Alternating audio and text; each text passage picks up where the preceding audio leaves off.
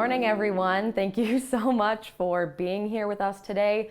Thank you so much for joining us for Kinship. We're really grateful that you're here, excited to have you, and of course, as we said earlier, grateful for your patience and understanding as we got everything rolling this morning.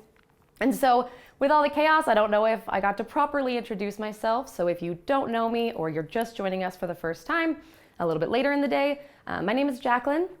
I have the immense privilege of being one of the co-founders of Kinship alongside Lana, Bryce, our whole team.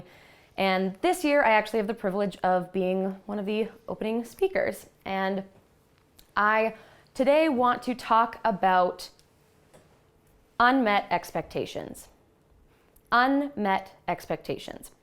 So before I even get started, before I get too into what I'm going to talk about today, I just want to take a moment and have everyone pause and think in your own life if there's areas, either now or in the past, where you have unmet expectations.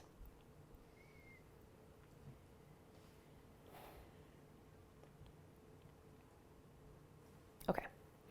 Now, I hope you all were able to think of something, and not because I hope you all have unmet expectations in your life, but because I would guess that you might.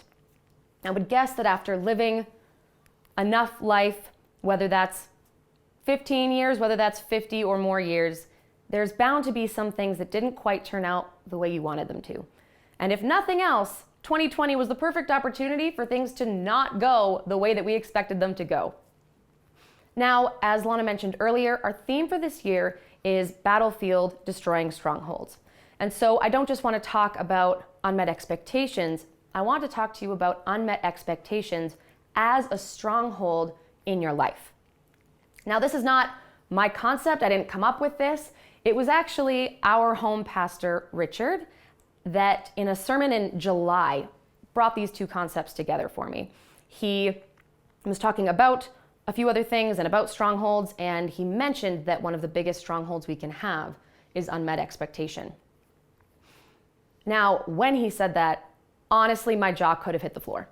I was blown away by how obvious it was, and yet how profound that concept seemed to me. Because when I think back in my own life to areas of my life that did not go the way I was hoping that they would go, areas where I had certain hopes or certain dreams and they didn't or haven't panned out the way that I hoped they would, those unmet expectations in my life have really adverse side effects. I know that I can hold on to bitterness, hold on to resentment, and more than anything, when I feel like there are unmet expectations in my life, the number one thing that I do, the worst outcome of all of it, is that I am no longer interested in what God has to say about my life. I'm no longer concerned with His direction because I'm too frustrated or I'm too fed up. And so, if that's my reaction to it, that is an obvious stronghold and something that I don't want to live in and something that is worth addressing and breaking down. So, today I'm going to talk about 3 areas where you will find unmet expectations in your life, and then we're going to talk about 3 ways to combat those unmet expectations in your life. And the first area that you'll find an unmet expectation, I would imagine, is in the area of I think or I thought. I think or I thought. Now, the problem with I think or I thought, like I thought that my life would be in a different place by now. I think that I should have X, Y, or Z. And the problem with I think this or I thought that is it's based in pride. It's rooted in pride. I think, I thought. And I'll be the first to admit, no. My mother will be the first to tell you that my number one issue in life is pride. I'll be the second to admit that the number one issue in my own life is pride. And these I think, I thought statements come from a place of pride because they communicate that what we think is the most important over God's plan for our life, over what God thinks, and that's not godly order. God first, our thoughts second. And I find that I often think that I know what I want, but maybe in the long run, it's not quite true. Like if you asked me any given moment of the day what I want to eat, the answer is probably a Nutella sandwich or a cookie. Any given time. What I think that I want is a Nutella sandwich. Now, what I actually want in the bigger picture is a healthy life, is a life where I can be active, where I can do things with my friends. So I might think in the moment that I want a Nutella sandwich, but if that were the choice I made every time I thought it, I wouldn't end up in a place that I actually want or need to be for myself, my own happiness, and to do the work that God's called me to do. So my favorite story of all time, where there's a biblical reference to this I think, I thought mentality, is the people of Israel. The people of Israel, specifically found in 1 Samuel 8. And I adore this story because Israel is so relatable to me. They're just so relatable. It's a crux time for Israel in 1 Samuel 8. They've just come out of a season of judges where the Lord had judges ruling over them, and they're moving into a season of kings. This transition, though, is not happening because it's God's will that it happens this way. This transition is happening because Israel gets fed up, and Israel thinks they know what's best. So the last judge they have before this starts is Samuel. And Samuel gets a bit older, starts to retire, and so he sets his two sons to be the next judges over Israel. Now, admittedly, they're not doing a great job. They are not doing a great job. They are sinning all over the place. They're not living righteous lives. And so understandably, the people of Israel are frustrated. They're frustrated with this poor leadership that they're experiencing. Now, instead of going to Samuel and saying to Samuel, hey, we want a more righteous judge. Can you give us someone who will lead us better? They go to Samuel and they say, we want a king. We want to be like all the other tribes, all the other nations. We want a king. So Samuel goes to God. He brings it up and he says, God, the people want a king. What do you want me to do? This is disheartening. And God says, I know, Samuel. They're not rejecting you. They're rejecting me. I've been their judge. I've been their protector. And they're not satisfied with that anymore. And they want someone else. So you can go ahead and tell the people that they can have a king, but it's not going to go well for them. The kings that they're going to have need to come with a warning because they're going to be selfish and they're not going to have the people's best interests at heart. So Samuel goes back to the people, tells them this, and the people say, we don't care. Doesn't matter. We want a king anyway. So that's what happens. They lead into a season of having kings, and it plays out about as God expected, as God warned them it would, which is that he's selfish. The kings are not keeping their best interests at heart. With maybe a few exceptions, David was one of the better kings, but even he had some pretty big flaws. And so there's two issues with Israel's request for a king, and that's their motive and their timing. Their motive is that they aren't just looking for someone to be more righteous. They're not just looking for a better leader. They want to be like everyone else. They want to be like everyone else. And so their motive is in the wrong place. I think that they have it best. I think that I should have what they have. The second problem with Israel's request is their timing, is that they want a king now. They want a king now. And they are promised a king earlier in the Old Testament, but God's plan was to give them a king later. If we read on, we have the story of Jesus, who comes to be the king of Israel and all people. And Israel's not patient enough to wait for that. Now, I will say on Israel's behalf that I wouldn't be that patient either. This isn't that the promise isn't happening in a couple months or years like they wanted. This promise is not even happening in their lifetime. And I would be frustrated too. Which is why I like to refer to myself sometimes as Israel, because I just think that they're so relatable. And so even though God was their judge and God was their protector, they said, that's not good enough. We think we know what's best and we want someone else. The second place that you're going to find an area of unmet expectations in your life is I did or I didn't. I did or I didn't. I didn't make these choices when I was younger, and I probably should have, or I did these things and therefore I'm not at all in the place I thought I would be. The fallout of this isn't what I was hoping for. It's not what I expected. And so the problem with I did or I didn't is, number one, you guessed it, it also comes from a place of pride.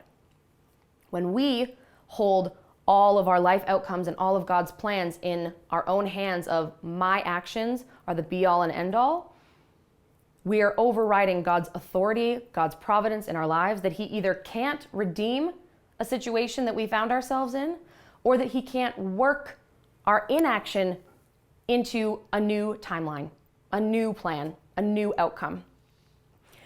I have a friend who in the past year has really struggled. It was one of the hardest years of her life, unrelated to the global pandemic.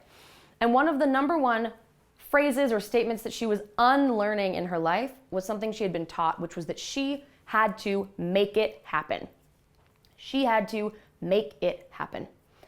And I think so many of us get caught up in this lie that it is up to us to make it happen, whatever it is in our lives, career success, relationships, you name it, we have to make it happen.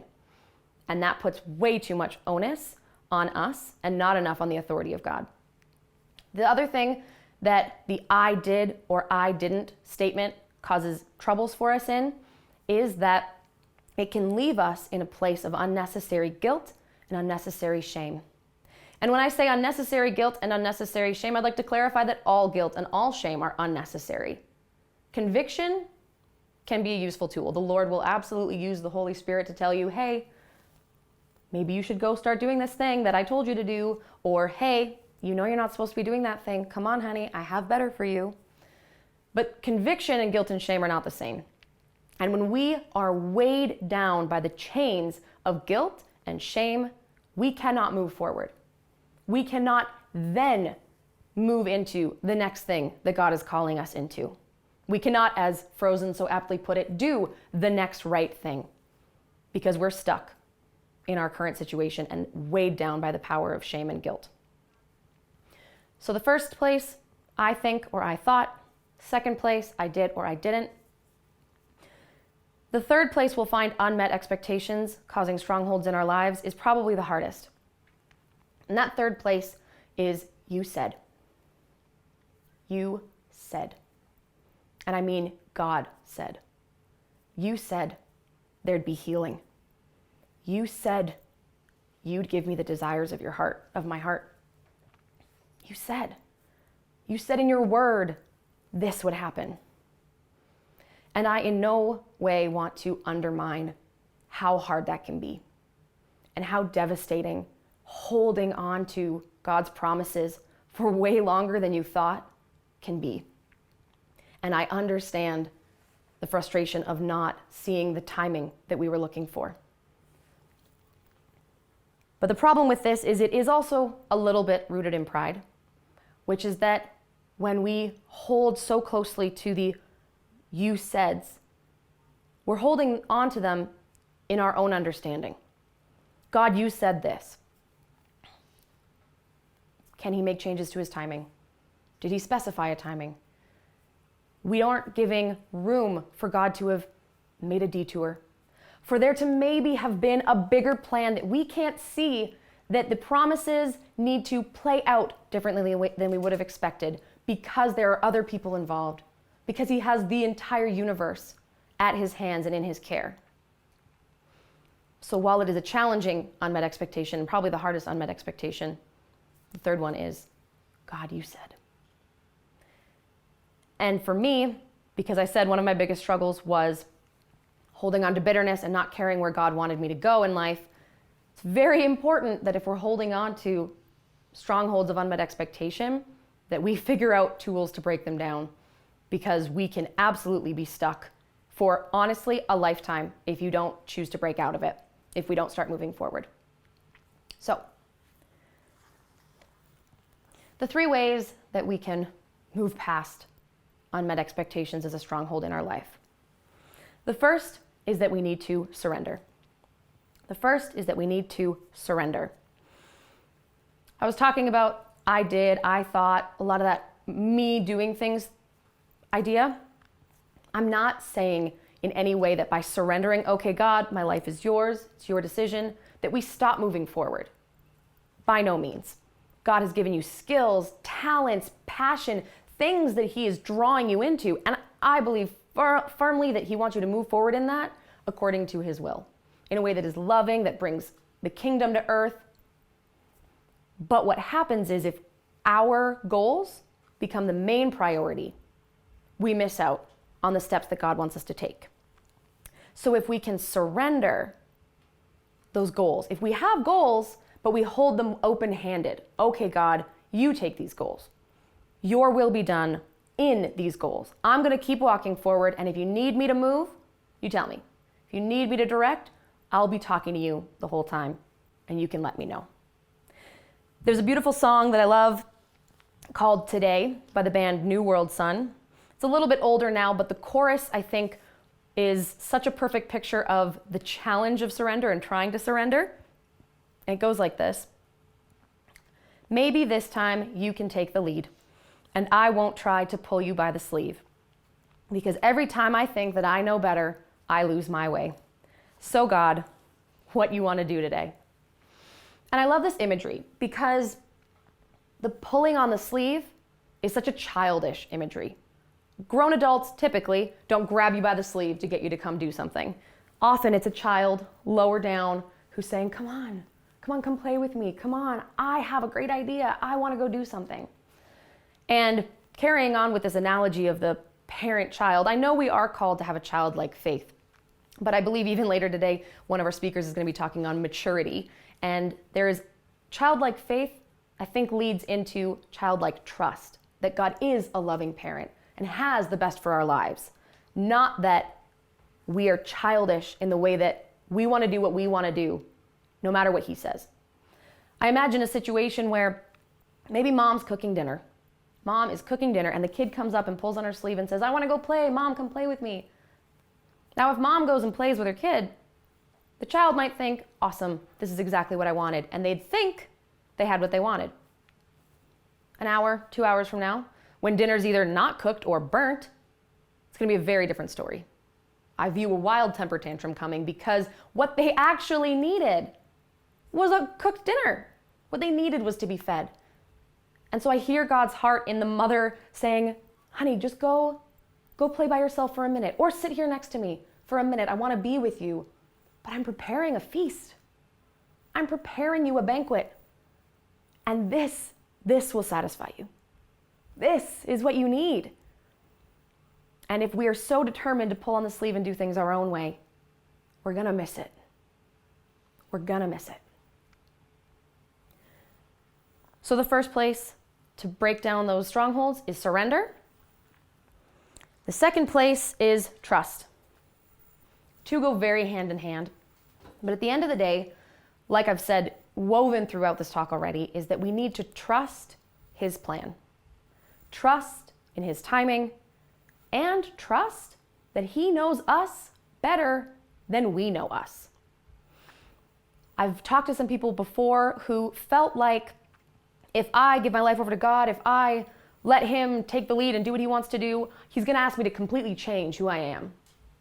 And I don't believe that's true. I don't believe that's true.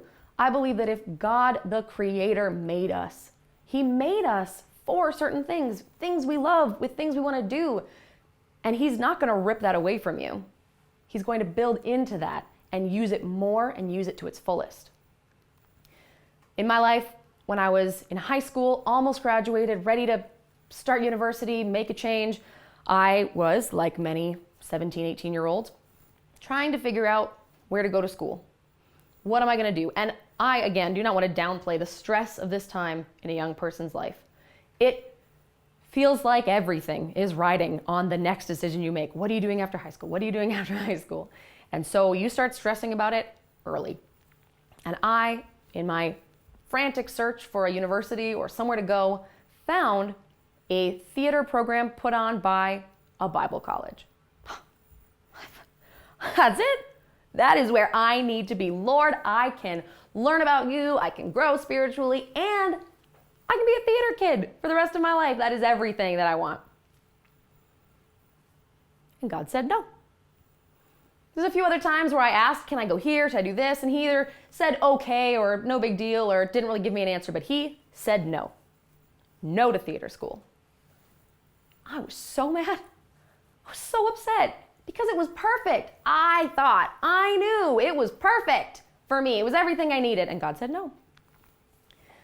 So I didn't go. I threw a temper tantrum, but I didn't go. In the end, I went to a different Bible school, learned from the Lord. I did broadcasting instead so that we can do events like this, have technical skills. And not only that, not only am I in a place now where I see that this was a beautiful path that the Lord could have helped me walk into, but I know, looking back on myself 10 years ago, I would not have had the faith or the character to stand up to the temptations that would have come. I would have compromised a lot of my values to grow and to succeed in the career that I thought I wanted. And so if I didn't trust that the Lord knew me better than I knew me, my life would be in a very different situation, and one that I do not believe would be as beautiful, as fulfilled, as secure as the one I'm in now. So while it can be hard to surrender and to trust, those are the first two things we need to do. And the third thing we need to do, this is my last point, but it is also my longest, is we need to forgive. We need to forgive. And you can do an entire talk on forgiveness. I have about 6 or 7 minutes left, so I won't. But I want to just talk about forgiveness briefly in this context. And the first thing I want to say about forgiveness is that forgiveness is a choice. Forgiveness is a choice. And I know for some people, forgiveness is sort of like an ethereal concept. Like, what is forgiveness? How do I forgive? What does that look like? Forgiveness is a choice. And forgiveness is letting go of hurts that we are holding on to on our own, hurts that we have received. It is not based on the actions of the other, whether that's reconciliation or even what they did to harm us. And the reason I make that point so clear is that often the number one and number two people that we forget to forgive, because I think we all, someone swore at me, someone cut me off in traffic, somebody hurt me, or my friend left me. Yeah, you probably think I need to forgive those people. But the people we also need to forgive are ourselves and God. And you might say, Jacqueline, what are you talking about? How can you forgive God? He's perfect, doesn't do anything wrong. Why would you forgive God? That's why I want to come back to what I said earlier, which is that forgiveness is our choice to let go of hurts that we feel we have received, or that we have incurred. Not necessarily because someone else did something wrong. In the example of the mother and the child, if the mother said, honey, I need you to go play by yourself, I imagine the kid would be pretty hurt. I imagine I'd be pretty mad that mom didn't want to play with me. Did mom do anything wrong? No. Cooking dinner, that's obviously the right call. Any grown adult or parent would tell you that of course you need to cook dinner for your kids. And that's what they need. But I would have been hurt. And in our childlike understanding of God's infinite plan and infinite wisdom, we can find ourselves hurt by his inactions in the way that we thought they were going to play out. So we have to forgive God for the things that he hasn't done that we thought he was going to do. The things he said that we interpreted a specific way. We also need to forgive ourselves, because if you have asked the Lord for forgiveness over things you did or didn't do, he is faithful and just to forgive us our sins. But if you aren't forgiving you might not come out of that shame. You might not come out of that guilt. Because if you still think that these unmet expectations of where I'm not at or should be at in my life are because I didn't do this thing, and you just hold on to that, you can't break out of it until you forgive yourself. When I was younger, I used to struggle a lot with self-pity, like a spirit of self-pity, which is exactly as lame as it sounds. Pity in itself has a really negative connotation, like, oh, don't pity me. And it's true, it is super lame. A spirit of self-pity caused me to take whatever was going on in my life, which maybe there was bad things happening, but I was younger. My life was pretty okay. So this will look different no matter where you're at and what your actual hurts are. But I blew them out of proportion and I made them my sole focus. Was me, what was wrong with me, the things I didn't have or wanted in my life. And that's proud. And so if you get stuck in shame and guilt, or even if it's just self-pity, you need to choose to forgive God, yourself, and then surrender and let go of those things. Because at this point, your past cannot be changed. You cannot change the things that you did or did not do. The only thing that you can do is move forward and do the next right thing. So that shame and that guilt or that regret is not serving you any longer. And you might say, Jacqueline, you know what? I don't feel like forgiving. Well, I have great news for you. Forgiveness is not a feeling. Forgiveness is not a feeling. So even if you don't feel like forgiving, you can. Because it is a choice instead. And if you say, Jacqueline, I don't know how to forgive, well, you're in luck. Throughout Kinship today, we have 3 separate times all set apart for prayer, where we will have the Zoom meeting going. We'll have private breakout rooms where you can sit down with a prayer team and they can walk you through how to forgive. They can walk you through making sure you know how to forgive someone, choosing to forgive, making that first step, and then letting God do the work in your heart, doing the changing, doing the work so that you can move forward. You can confidently walk into God's best for your life. So if you're here and you want God to break strongholds in your life, which is what we're talking about for the whole day, you need to talk to him about your unmet expectations. My mom taught me a phrase, which is God can't heal what you're not real with. And so if you don't acknowledge your unmet expectations, if you don't acknowledge the bitterness and the hurt that's coming from those unmet expectations, God cannot bring healing to them and you cannot move forward. And honestly, that's my only prayer for you today, is that you move on from those strongholds of unmet expectations, that you move on from bitterness and disappointment, because you are far too precious to be stuck in those places, and your heart is far too precious to continue to be weighed down by the burden that it comes with.